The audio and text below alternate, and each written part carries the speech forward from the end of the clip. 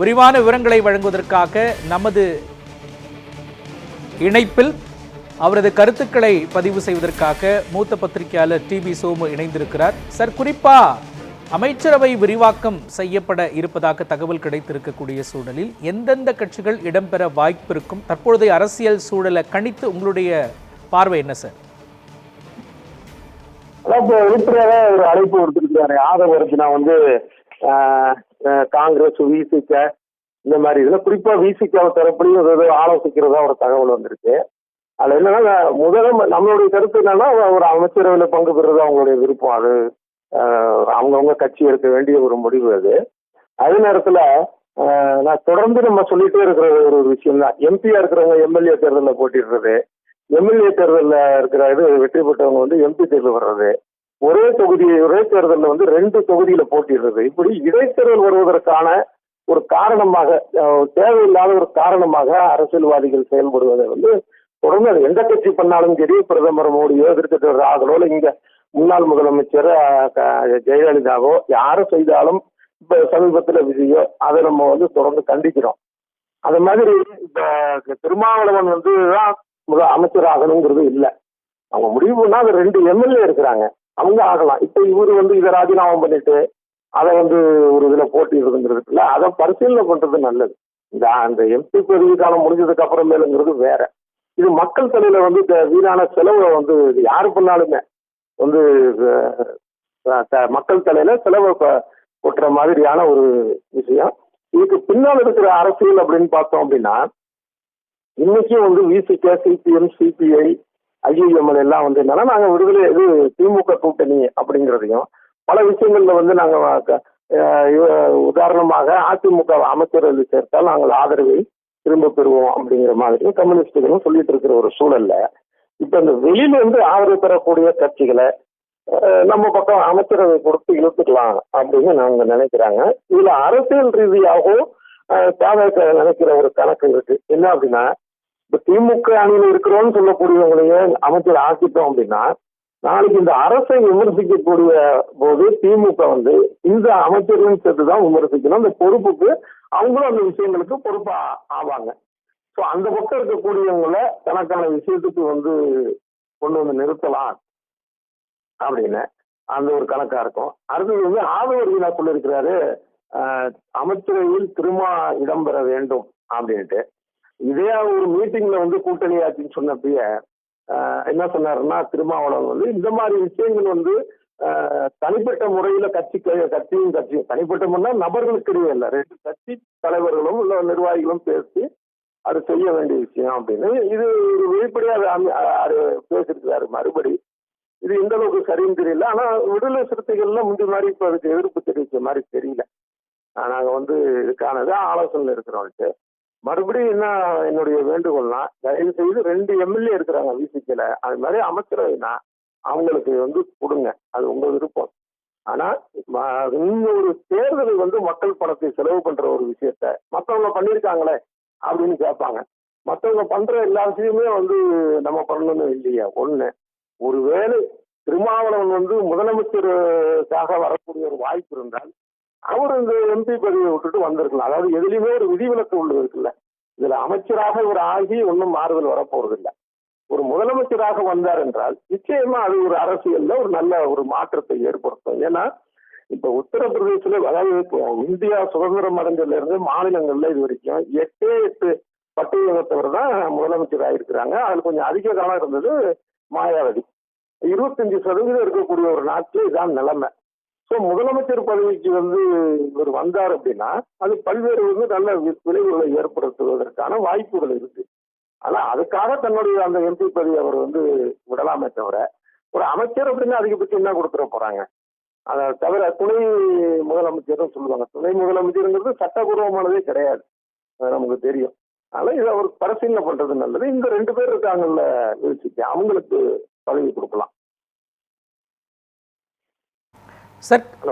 Sir, குறிப்பா இப்படி அமைச்சரவையில் இடம்பெறுவது குறித்து விசிக இடதுசாரிகள்ல இன்னைக்கு இறுதி முடிவு எடுக்க இருக்கக்கூடிய சூழல்ல, அதுக்கான வாய்ப்பு இருக்கக்கூடிய சூழல்ல, அப்படி அமைச்சரவையில் கம்யூனிஸ்ட் கட்சிகள், விசிக, ஏற்கனவே காங்கிரஸ் வந்து கூட்டணினே சொல்லிட்டாங்க. இப்படி இருக்கிறப்ப ஐயுஎம்எல் எல்லாம் சேரும் பொழுது அரசியல் அரங்கில் என்ன மாதிரியான மாற்றங்கள் இன்னும் கூடுதலா ஏற்பட வாய்ப்பு இருக்கு? இப்ப ஏற்கனவே மத்திய அரசுலயே வந்து நாங்க அமைச்சரவையில சேர மாட்டோம்னு சொன்னதான் சிபிஎம். சிபிஐல வந்து சோம்நாத் சாட்டர்ஜி வந்து சபாநாயகர் இருந்தார் நினைக்கிறேன், அவருக்கு அந்த கம்யூனிஸ்ட் கட்சி இதுல. அதனால இதுல அவங்க வந்து எந்த மாதிரி முடிவு எடுப்பாங்க அப்படிங்கிறது வந்து ஒரு பெரிய கேள்விக்குறிதான். அது மாதிரி ஐஏஎம் வந்து ரொம்ப திமுகவுக்கு அணுக்கமா இருக்கிறாங்க, அதனால அவங்களுடைய முடிவு என்னன்னு தெரியல. விசிக திமுக கூட்டணியில இருக்கிறான்னு சொன்னால் கூட இப்ப அவங்க பரிசீலனை பண்றதா சொல்லியிருக்கிறாங்க. ஒருவேளை வந்து இதுல அந்த 4 கட்சிகள் எந்தெந்த கட்சி வந்து இந்த தாவேக்க அமைச்சரவையில் இடம்பெறுதோ அது திமுகவுக்கு ஒரு எதிர்ப்புறப்பான ஒரு விஷயம். ஏன்னா திமுக தான் இப்ப எதிர்கட்சி. அப்ப அவங்க ஆளுங்கட்சி ஆகிடுறாங்கன்னா இந்த கட்சிகளுக்கு எதிராக திமுக களமாடும் நிச்சயமா. அது அரசியல். இல்லைன்னா வந்து இந்த அமைச்சரவையே வந்து ஆதரிக்கிற மாதிரி ஆயிரும். அது வந்து எந்த ஒரு சூழலையும் அந்த மாதிரியான விஷயங்கள் செய்ய மாட்டாங்க. அதனால இது ஒரு, ஆனா ஏற்கனவே சொன்னது போல அப்படி நடந்தால் விஜய்க்கு பெரிய பிளஸ் பாயிண்ட் தான்.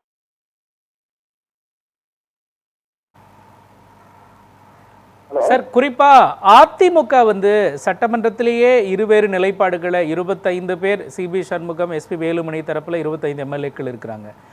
எடப்பாடி பழனிசாமி பொதுச் செயலாளராக இருக்கக்கூடிய அவர் பக்கம் வந்து 22 எம்எல்ஏக்கள் இருக்கிறாங்க. இப்போ அமைச்சரவை விரிவாக்கம் அப்படிங்கிறது அதிமுக தாவேக அந்த ஆதரவு அப்படிங்கிறது எப்படி இருக்கும்ன்ற ஒரு கேள்வி எழுந்த சூழல்ல அமைச்சரவை விரிவாக்கம் பண்ணிட்டாங்கன்னா இதுக்கெல்லாம் ஒரு பதில் கிடைச்சிடும் அப்படின்னு எடுத்துக்கலாமா? அதிமுகவின் நிலை என்னவாக இருக்கும்? சிவி சண்முகம், எஸ்பி வேலுமணி தரப்பு அவங்களுடைய நிலை என்னவாக இருக்கும் அப்படின்னு நம்ம எடுத்துக்கலாம் சார்.